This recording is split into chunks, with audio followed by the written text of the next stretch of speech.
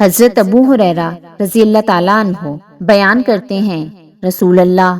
صلی اللہ علیہ وآلہ وسلم نے کسی مریض کی عیادت کی تو فرمایا، خوش ہو جاؤ، کیونکہ اللہ تعالیٰ فرماتا ہے، وہ بخار میری آگ ہے، میں اسے دنیا میں اپنے مومن بندے پر مسلط کرتا ہوں تاکہ وہ اس کے لیے روز قیامت کی آگ کے حصے کا بدلہ ہو جائے۔ حضرت عبداللہ بن عمر رضی اللہ تعالیٰ عنہ بیان کرتے ہیں، مدینہ میں پیدا ہونے والا ایک شخص فوت ہو گیا تو نبی صلی اللہ علیہ وآلہ وسلم نے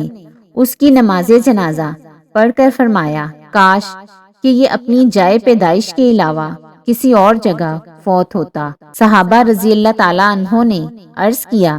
اللہ کے رسول، کس لیے؟ آپ صلی اللہ علیہ وآلہ وسلم نے فرمایا، بے شک جب کوئی آدمی اپنے جائے پیدائش کے علاوہ کسی جگہ فوت ہوتا ہے تو اس کی جائے پیدائش سے جائے وفات تک کے فاصلے کے برابر اسے جنت عطا کر دی جاتی ہے۔ حضرت ارباز بن ساریہ رضی اللہ تعالیٰ عنہ سے روایت ہے کہ رسول اللہ صلی اللہ علیہ وآلہ وسلم نے فرمایا، شہداء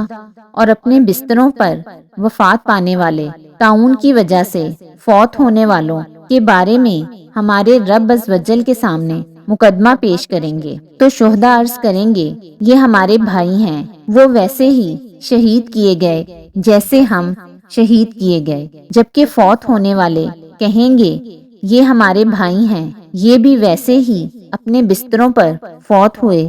جس طرح ہم فوت ہوئے۔ ہمارا رب فرمائے گا، ان کے زخم دیکھو، اگر تو ان کے زخم مقتولین شہداء کے زخموں کی طرح ہیں تو پھر یہ ان میں سے ہیں اور ان کے ساتھ ہیں، بس ان کے زخم انہی کے زخموں سے مشابہ تھے۔ حضرت ابو ہریرہ رضی اللہ تعالیٰ عنہ بیان کرتے ہیں، رسول اللہ